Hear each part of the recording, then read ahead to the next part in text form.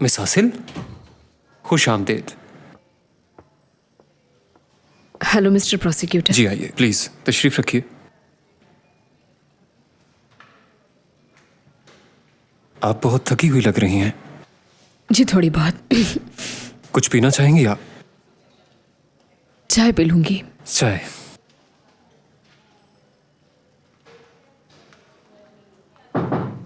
आ जाएं। जी फरमाएं सर। 2 चाय लाओ। अभी लाया सर।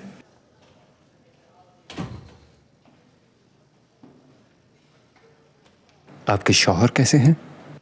क्या वो सेहतयाब हो गए? हाँ बेहतर है। अब तो माशाल्लाह वो भाग सकते हैं, छलांगे भी लगा सकते हैं। ये तो अच्छी बात है। ये सुनकर खुशी हुई मुझे। मैं जानता हूं आप यहां क्यों आई हैं। आप उन लोगों के बारे में इंफॉर्मेशन लेने आई हैं जिन्होंने ये काम किया, लेकिन ना तो मैं उनके बारे में जानता हूं और ना ही आपके शौहर को मालूम है।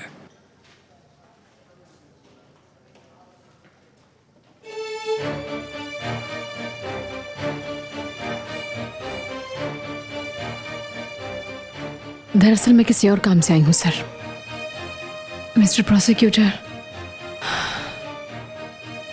एक दिन आबरू आई थी मेरे पास और उसने मुझे बताया कि एक्सीडेंट के बारे में अस्पताल में उसे कॉल आई थी। क्राइम सीन पर एक सर्जन चाहिए था। नेमत साहब आबरू को ही भेजना चाहते थे वहाँ, लेकिन उस दिन इत्तेफाक से उसकी तबीयत ख़राब थी। उसने कहा कि मैं चली जाऊँ वहाँ और मैं मान गई। हम कुछ ही देर में उस मरीज़ के पास पहुँच गए। मैंने वहाँ पहुँचते ही उसका ऑपरेशन शुरू कर दिया। मुझे बताया गया था कि वो आदमी फरहत का बाप है और हादसाती तौर पर उसको गोली लग गई है और अब वो बिस्तर मौत पर है। मैंने ऑपरेशन करके उसको रिकवर कर दिया। तभी मैंने नेमत साहब को किसी आदमी को गोली मारते हुए देख लिया वहाँ। उसके बाद उन लोगों ने मुझे भागते हुए पकड़ लिया। फरहत को हुक्म मिला कि वो मुझे मार डाले। वो मुझे कत्ल करने के लिए जंगल में ले गया। एक लम्हे के लिए मुझे लगा कि मैं वाकई मरने वाली हूँ।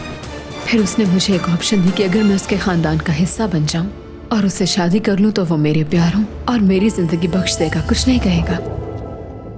मैंने जान बचाने की खातिर हाँ कर दी ताकि मेरा भाई महफूज रहे।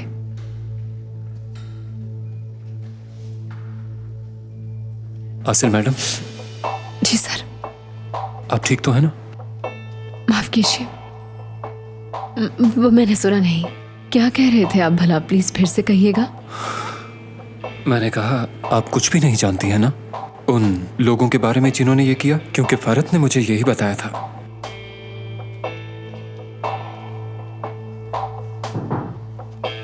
आ जाओ।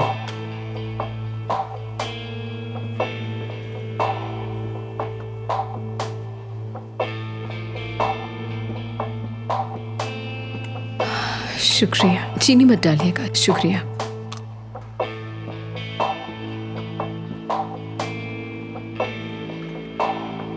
शुक्रिया।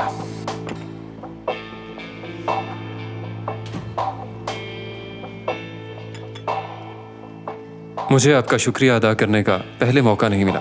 आपका एहसान है मुझ पे। वो किस लिए? आपने खुद को खतरे में डाला, मिस आबरू ने भी। आप दोनों ने बहुत साथ दिया। हालांकि मुझे तो लगा था कि मिस आबरू ये नहीं कर पाएंगी, लेकिन उन्होंने मुझे गलत साबित किया। वो मेरी मदद करेगी, मुझे भरोसा है उसकी दोस्ती पे।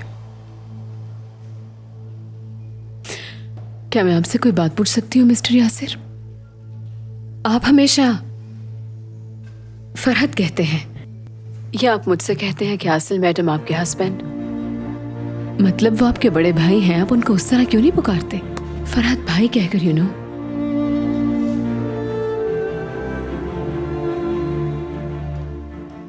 आप जानते हैं आप एक दूसरे से बहुत मिलते जुलते हैं।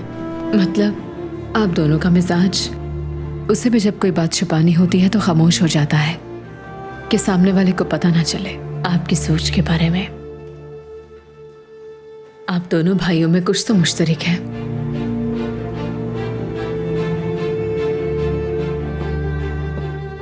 आसिल मैडम, अगर आपके पास वक्त है तो बाहर चलकर बात करें।